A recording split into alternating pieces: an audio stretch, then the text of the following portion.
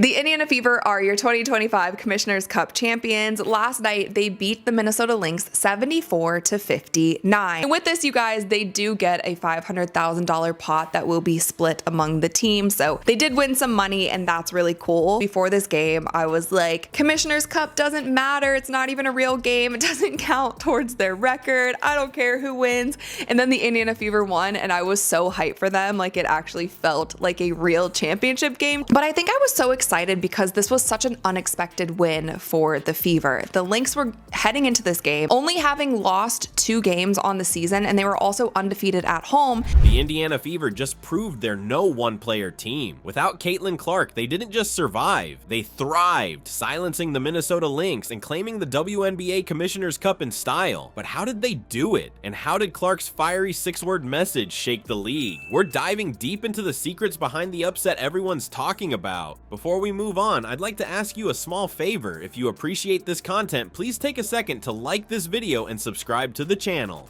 Over 98% of you watch the videos without subscribing. It costs you nothing, but it makes a huge difference to us. So, did you click the subscribe button?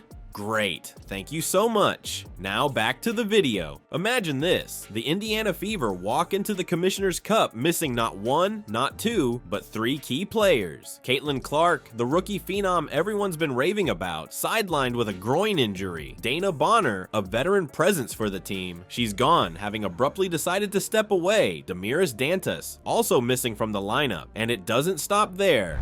You mentioned the Fever are undermanned, they're without their point guard. And their scoring sensation and Caitlin Clark, and they were down 13 points to the Minnesota Lynx early in this game. Stephanie White went to her bench and she brought in Sydney Colson. That became a steadying force. Sophie Cunningham came in and just made it a more physical contact. The Lynx had the crowd into it early, and in the second quarter, the Lynx went on an 8-minute drought and did not score. The Fever were up against the Minnesota Lynx, led by Nafisa Collier, arguably the MVP frontrunner of the season, with a championship pedigree to back her up. The odds couldn't have been worse. For the first quarter, it looked exactly like what everyone had expected. The Lynx came in blazing, stripping the Fever of any offensive rhythm and taking full control. They built an early lead, controlling the pace and forcing the Fever into mistakes. The crowd could feel it too. This was supposed to be over before it even started, but at some point something shifted. The Fever didn't fold. Instead, their unsung heroes stepped up and completely altered the game. Kelsey Mitchell found her groove, sinking tough threes like a seasoned sharpshooter. Her quick release and confidence brought the Fever back to life. We've seen throughout the Fever's season so far, it's been a bit of a roller coaster. They've had some really good games. They beat the New York Liberty to break their winning streak, but then just a week prior, they lost to the Connecticut Sun, who are the worst team in the WNBA. Indiana Fever were without Caitlin Clark, without Damiris Dantas, and they also had just lost Aaliyah Boston recently and gained Ari McDonald, but this was only her, I think, 3rd game with the team since she has been re-signed. They've had close games where they've completely blown the lead in the 4th quarter, games that they should have won. There's been drama on the outside, people wondering why Aaliyah Boston actually left, like what's going on in the locker room. Especially in moments when it looked like Minnesota might run away with things. Mitchell's offensive rhythm, highlighted by a clean 41% clip from 3-point range, sent a clear message. She wasn't about to go quiet. Then there was Aaliyah Boston dominating the paint on both ends of the floor. Her double-double performance? Textbook. 12 points, 11 rebounds, 6 assists. She played like a rising star who could control the tempo and enforce physicality underneath the basket. Every time Minnesota tried to force their way into the paint, Boston was there, denying them any chance to establish momentum. The Fever, they came into this game as double-digit underdogs, but they pull it off. How did they get it done, especially without Caitlin Clark in the lineup? Yeah, I think they're doing a lot of things well. The Fever are a team that has been through a lot, right, this year with Caitlin's injury. They only scored 59 points on their home floor.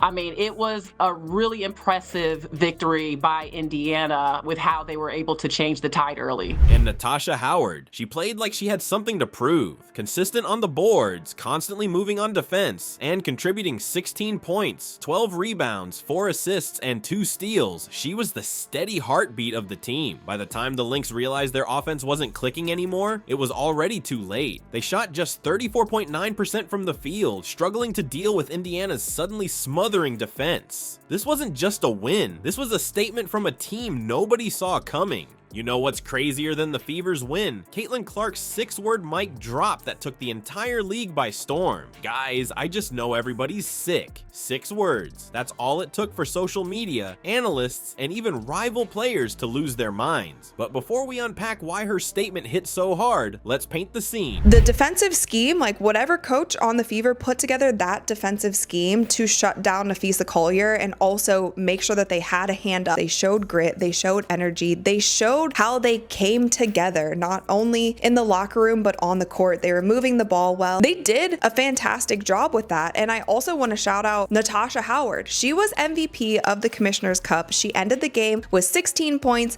12 rebounds, 4 assists, and 2 steals. Clark was benched for the game, nursing a groin injury that easily could have taken the energy out of her. But no, she was just as loud and present as ever, pacing the sideline, calling out plays, and hyping up her teammates after every big moment. When Kelsey Mitchell drained back-to-back threes, guess who was the first one off the bench? Screaming and clapping, Clark. When Aaliyah Boston wrestled for position in the paint and came away with a defensive stop, there was Clark shouting instructions for the next possession. Even injured, she wasn't just watching, she was leading, and it was clear her team fed off that energy. But this story isn't just about her, it's about what she represents, because Clark's rookie season has already sparked resentment across the league. Think about it, record-breaking triple-doubles, jaw-dropping passes that make highlight reels every week, and her scoring surges after returning from the Olympic break. She hasn't just been great, she's been historic. And that spotlight? It comes with a target. Opponents have made no secret of their frustration, the kind that builds from seeing a rookie not just in your rearview mirror, but speeding past you. And Napheesa Collier right now is the frontrunner for MVP. She is having an incredible season, and a lot of people thought Fee was going to go off, like there was nobody on the Fever who could guard her, and Natasha Howard stepped up to that challenge in this game and also in the last game against Dallas. Like, she was all over the place and she made such an impact, and some of Natasha Howard's impact on the floor doesn't always show up on the stat card. It has also taken her a few games to get into the flow of the Fever offense and really just like find her groove and find her place on this team. That's why her 6 words hit different. They weren't just about one game, they were about a team, shorthanded and undervalued, proving that they could dominate without her.